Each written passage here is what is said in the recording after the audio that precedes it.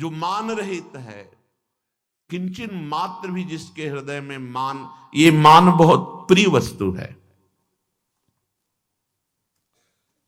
ये जब तक देहाभिमान है तब तक प्रिय रहता है।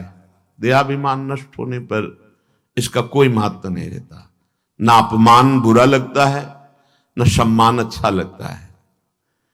सच्ची बात समझिए, ये देहाभिमान जो अंतःकरण में मय धर्म है, ये बहुत घातक है। इसीलिए श्रीपाद ने कहा सम्मानम कल्याति घोर गरलम। ये जो मान प्रतिष्ठा सम्मान है, ये घोर विष है, प्रभु से बहुत दूर कर देता है, बहुत दूर कर देता है। अंतर की वृत्ति में जहां दैन्यता आनी चाहिए वहां अभिमान आने लगता है, बड़ा भ्रम हो जाता है। ये माया आखिरी जाल फेंकती है उपासक पर। ये जो कीर्ति का है, मान का है, प्रतिष्ठा का है, ये आती है। अगर इसका भोग कर ले तो उपासक की उपासना रुक जाती है। भोग करने का तात्पर्य है प्रतिष्ठा को सत्य मान लेना, सम्मान में सुखी हो जाना, हर्षित हो जाना, मैं कुछ हो गया हूं, गया, परमार्थ से भ्रष्ट हो गया। ये अंतिम खाई थी, बहुत मुंहभरा गिर गया इस खाई में। बहुत मीठा जहर है जिसे स्वयं लेके खाया जाता है। जो साधक गुरु कृपा पात्र है वो फंस नहीं सकता, इस विष को नहीं खा सकता। क्योंकि जैसे सुंदर खीर बनाई जाए और तुम्हारे कान में विश्वसनीय पुरुष आके दे मत खाना, इसमें जहर है, तो आप कदापि नहीं खा सकते। ऐसे ही गुरु कृपा पात्र जानता है सम्मानम कल्याति घोर गरलम, ये विष है। अगर इसको खा लिए तो ऐसा प्रमाद चढ़ेगा कि प्रभु से विमुख हो जाओगे। ये बहुत बड़ी खाई, अंतिम खाई, इसमें गिर जाता है। तो मान रहित हर आचार्य, हर महापुरुष ने इस पर बहुत जोर दिया है, मान रहित होना। महाप्रभु चैतन्य देव जी कह रहे तृणादपि सुनी चेन तरोरी सैष्णुना अमानी ना मान देना। स्वयं अमानी रहकर दूसरों को मान देना। देखो गुरुजनों को पंचांग प्रणाम करते, सबको, जो भी बैठा है सब, हम सबको प्रणाम करते हैं, क्योंकि सब में हमारे आराध्य देव विराजमान है। अब आपका जो भाव आवे सो करो, साष्टांग दंडवत करो, प्रणाम करो, नमस्कार करो या निंदा करो, उससे तो कोई, हमारे आराध्य देव आप हैं। अब सम्मान छू नहीं सकता। निर्मान, मान रहित, अमोहा, किसी से मोह नहीं। जो मोहन की उपासना करता है उसको मोहित कौन कर सकता है? मोहना आराध्य देव का लक्षण उपासक में आता है। मोहन, वो सबको मोहित कर लेते हैं, लेकिन मोहना, उनको मोह नहीं है किसी से। ऐसा ही उपासक होता है। उपासक की दैवी संपदा से प्रभावित होकर सब आसक्त हो जाते हैं, पर वो मोहना, निर्माण, अमोहा, मोह रहित और जित संग दोषा। किसी भी विषय के संयोग से, व्यक्ति के संयोग से किसी भी प्रकार मन में हर्ष नहीं आना चाहिए। प्रतिकूल परिस्थिति, प्रतिकूल व्यवहार, व्यक्ति का प्रतिकूल पदार्थ, द्वेष नहीं होना चाहिए, शोक नहीं होना चाहिए। जित संग दोषा, जो रही मुत्तम प्रकृति का कर शकत कुसंग, चंदन विष व्यापत नहीं लपटे रहत भुजंग। चाहे जैसा संग हो अपने रंग में ही चलना चाहिए, तब वो जित संग दोषा होगा। ये कैसे हो सकता है? जो सब में अपने प्रभु को देखता है वही समान एक रस स्थिति में रह सकता है, नहीं द्वंद्व से तुरंत अपने कब्जे में कर लेंगे। जब हम अपने प्रभु को देखते हैं तो परिस्थिति को नहीं देखते, और जब परिस्थिति को देखते हैं तो प्रभु को नहीं देखते। जब हम क्रिया को देखते हैं तो कारण को नहीं देखते, और जब हम कारण को देखते हैं तो क्रिया को नहीं देखते। जो क्रिया को देखता है वो बहिर्मुख देहाभिमानी, जो कारण को देखता है वो ज्ञानी पुरुष है। जो परिस्थिति को देखता है वो उसमें लिप्त हो जाता है, बहिर्मुख है, अज्ञानी है। और जो परमात्मा तत्व को देखता है वही ज्ञानी है। वो परिस्थिति का कोई प्रभाव उसके ऊपर नहीं पड़ेगा। जो आराध्य देव को देखता है। जित संग दोषा अध्यात्म नित्या, वो नित्य आत्म स्वरूप में स्थित रहता है, तीनों शरीरों के राग का त्यागी होता है। अध्यात्म नित्या विनिवृत्त कामा, समस्त कामनाओं का वो त्यागी होता है, क्योंकि कामनाएं देहात्म भाव में ही रहती हैं, आत्मस्वरूप में नहीं। अध्यात्म में कामनाएं नहीं होती, कोई कामना नहीं होती, न शुभ न अशुभ, न सत्य न असत, तभी उस स्वरूप में स्थित माना जाता है। लेकिन जब तक देह भाव है तब तक कामनाएं बनी रहेंगी, इसीलिए वो विनिवृत्त कामा, समस्त कामनाओं से मुक्त होता है, क्योंकि अध्यात्म नित्या, वो नित्य आत्म स्वरूप में स्थित महापुरुष कामनाओं से रहित होता है। द्वंद्व विमुक्ता, कोई भी द्वंद्व, मान अपमान, सुख दुख, लाभ हानि, जय पराजय, जन्म मृत्यु, ये अब उस पर प्रभाव नहीं डाल सकते, वो द्वंद्वों से मुक्त हो गया है। सुख दुख संगई है, सुखद परिस्थिति या दुखद परिस्थिति दोनों में समान भाव, वो ज्ञानी पुरुष, वो विवेकवान पुरुष अव्यय पद, परम पद का अधिकारी हो जाता है। या करें निर्द्वंदो भवति, भक्ति मार्ग का उपासक निर्द्वंद अवस्था को प्राप्त हो जाता है। तो परमार्थ का स्वरूप क्या है जिससे हम निर्द्वंद हो जाएं? बोले पर स्वभाव कर्माणि न प्रशंसे न गर्हयेत, विश्वमेकात्मकं पश्यन् प्रकृत्या पुरुषेण च। बहुत सुंदर बात है, इसे पकड़ लेना। कह रहे हैं कि परस्वभाव कर्माणि न प्रशंसेन गर्हयेत, ना आपको किसी की यहां प्रशंसा करनी, ना किसी की निंदा करनी। यद्यपि ये व्यवहार में पुरुष और प्रकृति का वर्णन किया गया है, दृष्टा और दृश्य का वर्णन किया गया है, तभी से जगत कहा गया है। दो नहीं है, जो दृश्य है वो भी परमात्मा है और जो दृष्टा है वो भी परमात्मा है। परमात्मा तो परमात्मा है ही, प्रकृति भी परमात्मा है। जिसको ऐसा ज्ञान नहीं है तो उसकी दृष्टि मायामयी होती है। परमात्मा, प्रकृति, दृष्टा, दृश्य, ये सब संबोधन मायाकृत है। जब वास्तविक ज्ञान जागृत होता है तो दो नहीं रह जाते, एक ही रह जाता है, न प्रकृति न परमात्मा। वो एक ही अपने आत्म स्वरूप को देखता है, वही परमात्मा है, वही सब। सर्वम खलमिदम ब्रह्म ज्ञान में, और भक्ति में अपने आराध्य को देखता है। जित देखो तित श्याममयी है या जित देखो तित राममयी है, दो नहीं रह जाते कि ये प्रकृति है, ये परमात्मा है, ये माया है, ये मायापति है, ये दृष्टा है, ये दृश्य है, ये जीव है, ये जगत है। जब तक ये है तब तक माया दृष्टि है। इसलिए उपासक को पहले ये बात मान लेनी चाहिए जो आप कह रहे हैं, परस्वभाव कर्माणि न प्रशंसेन न गर्हयेत। कोई चाहे जितना शांत और अच्छे स्वभाव का हो तो हमें प्रशंसा नहीं करनी। क्यों? अगर किसी की प्रशंसा की तो किसी की निंदा कर देंगे कि ये तो बहुत अच्छा साधक, और वो उदाहरण में देना पड़ेगा। जहां उदाहरण दिया आप अपनी स्थिति से भ्रष्ट हो जाएंगे। ये बड़ा सूक्ष्म विषय है। किसी की भी तुम यदि निंदा करोगे तो वो दोष तुम में भयंकर रूप से जागृत हो जाएगा, परास्त कर देगा तुम्हें। बहुत बहुत अनुभव की भी बात है, शास्त्र सम्मत बात है। अगर आपको इस माया प्रपंच के दलदल से निकलना है तो वाणी को मूक बनाना पड़ेगा, कानों से बहरा बनना पड़ेगा, देखते हुए भी आंखों से अंधा बनना पड़ेगा। ये तीन बातें समझ लीजिए। देखते हुए भी अंधा बनना पड़ेगा, सुनते हुए भी बहरा होना पड़ेगा, और बोलते हुए भी मूक होना पड़ेगा। तभी आप निकल पाओगे, नहीं फंस जाओगे। अगर आप किसी को देखते हैं और उसमें दोष दर्शन करते हैं और कहीं उसके दोषों की निंदा कर देते हैं तो आप लिख लीजिए, वही दोष भयंकर रूप से आपके हृदय में जागृत हो जाएगा। किसी के शांत या घोर मूल स्वभाव और उसके अनुसार कर्म, स्वभाव के अनुसार कर्म है। किसी का बड़ा शांत स्वभाव, किसी का घोर स्वभाव है।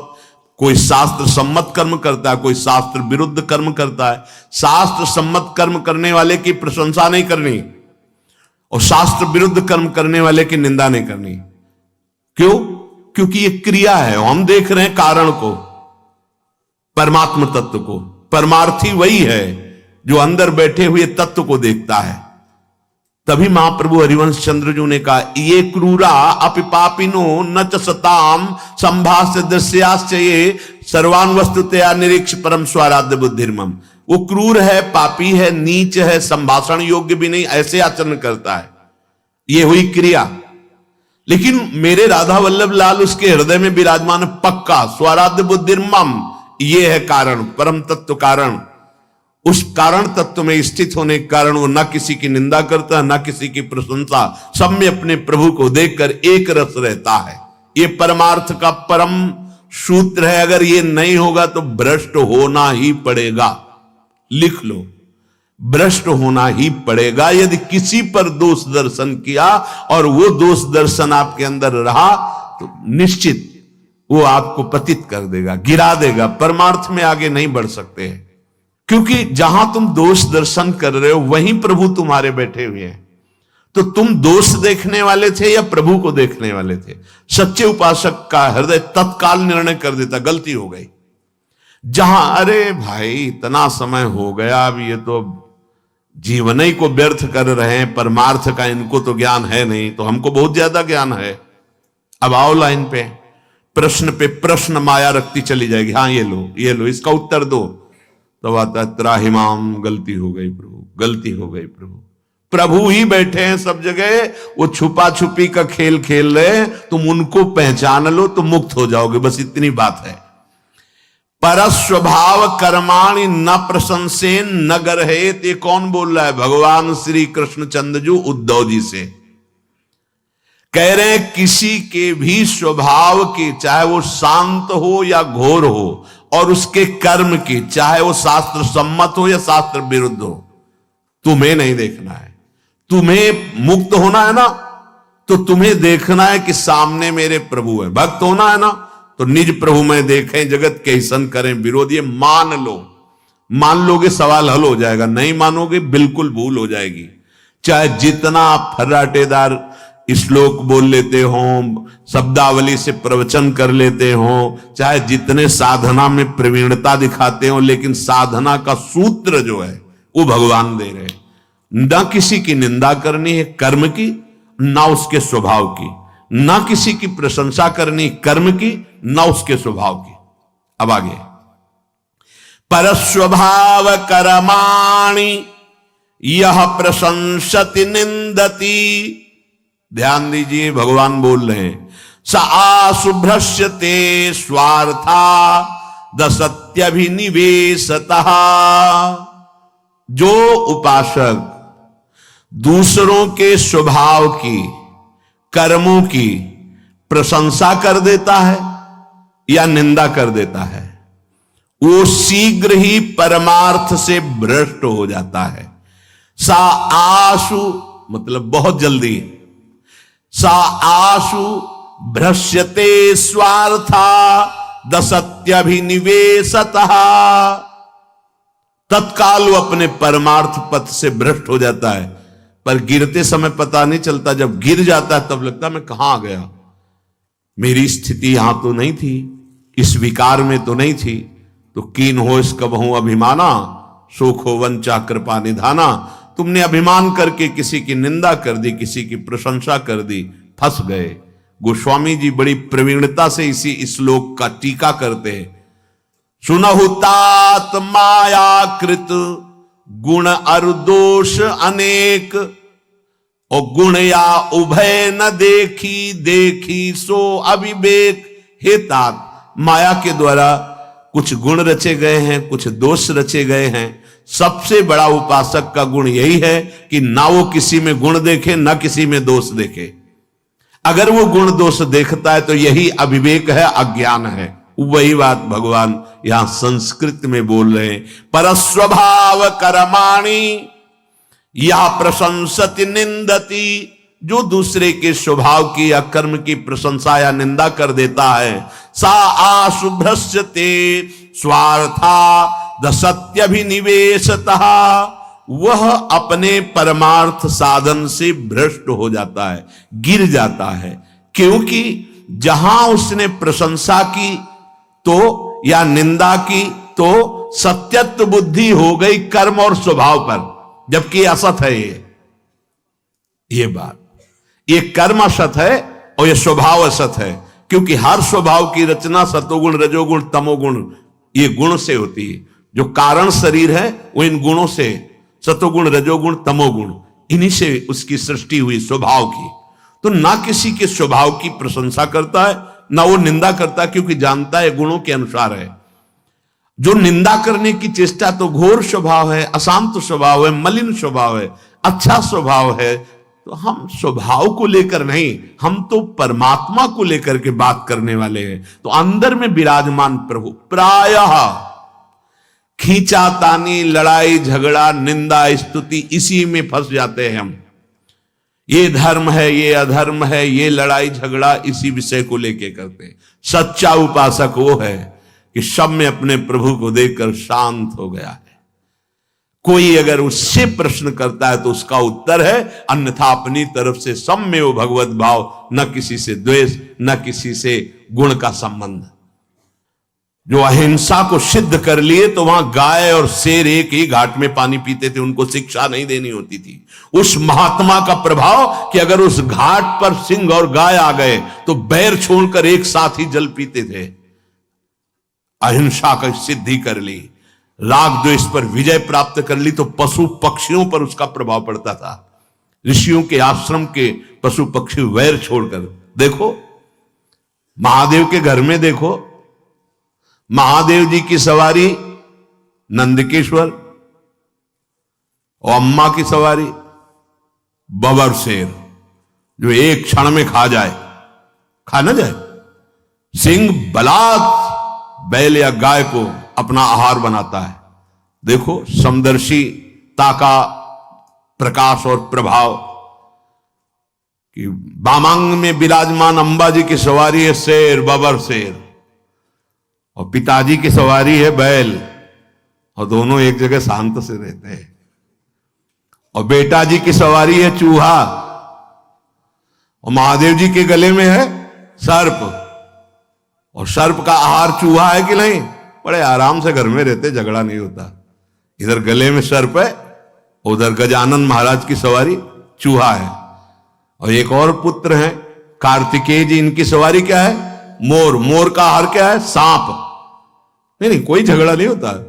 सांप, मोर, चूहा, बैल, ये सब, सिंह, सब एक ही जगह है।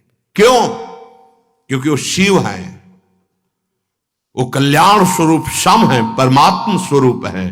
तो जो उपासक शिव में स्थित है, ईश्वर में स्थित है, उसकी दृष्टि में पाखंड टिकी नहीं सकता। जैसे अंधकार का विनाश करने के लिए भगवान सूर्य का उदय होना अत्यंत आवश्यक है।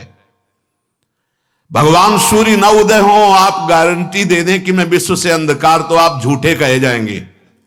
आप चाहे जितने हाइलोजन लगा लो, चाहे जितने तारागण, चाहे जितने चंद्रमा एक साथ उदय हो जाएं, लेकिन अंधकार को नहीं मिटा सकते। अंधकार मिटाने के लिए एकमात्र भास्कर भगवान की जरूरत है।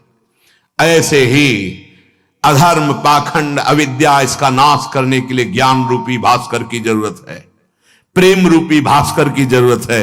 और वो यहां जरूरत है। यहां हुआ, दृष्टि बदली तो सर्वम खलमिदम ब्रह्म, पूरा विश्व ईश्वर का स्वरूप था, है, रहेगा, अनुभव हो जाता है। परमार्थ को समझा जाए। एक प्रश्न किए थे आकर के कि धर्म में लड़ाई होती है, क्यों होती है? धर्म में हमारी बुद्धि की ये परेशानी है और कोई नहीं। धर्म कोई ऐसा नहीं होता जहां बैर विग्रह, ये सब नहीं, लड़ाई झगड़ा द्वेष, ये सब अविद्या में होते, धर्म में नहीं होते। धर्म बहुत विशाल होता है। हमारी बुद्धि खराब है, हम अपने को समझते हैं धर्म वाले, बुद्धि खराब। कब तक बुद्धि खराब मानी जाए? जब तक सामने इष्ट न दिखाई दे। बुद्धि शुद्ध उसी की है जो वस्तु तत्व को देखता है, प्रभु विराजमान है। मत्ता परतरम नान्यत किंचित् धनंजय, मेरे सिवा कुछ नहीं। अब काहे को? हाँ, अब अगर स्वांग प्रभु देते हैं युद्ध का, तो जैसे अर्जुन को पूरी गीता जी सुनाकर, आप चलो स्वांग करो, तुम केवल निमित्त मात्र हो, देख मैं विराट रूप में दिखाया, मैं कर चुका हूं ये सब, तुमको केवल निमित्त मात्र बनाए, मारे जा चुके हैं मेरे द्वारा। भगवान कहते हैं वो उपासक अपने भगवान में स्थित होकर, भगवान का लीला पात्र बनकर, जैसी लीला प्रेरणा होती वैसी हो रही, वो करता नहीं होता।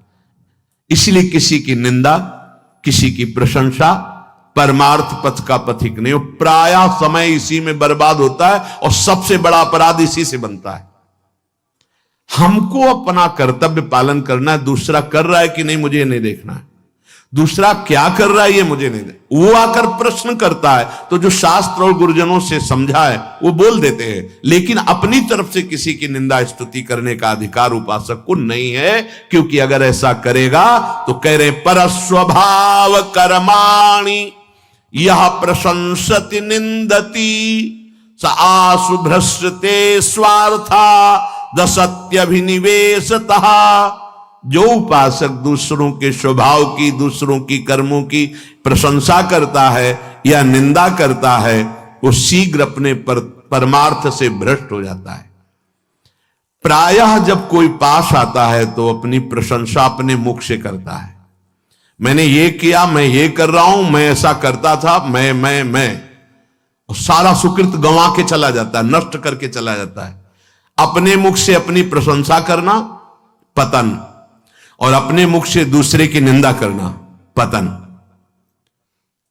अपने मुख से अपनी प्रशंसा अगर निकल गई तो समझ लो आप अपने पुण्यों का नाश कर दिए। पर वो अहंकार बर्दाश्त नहीं करता, वो उन्नति बर्दाश्त नहीं करता।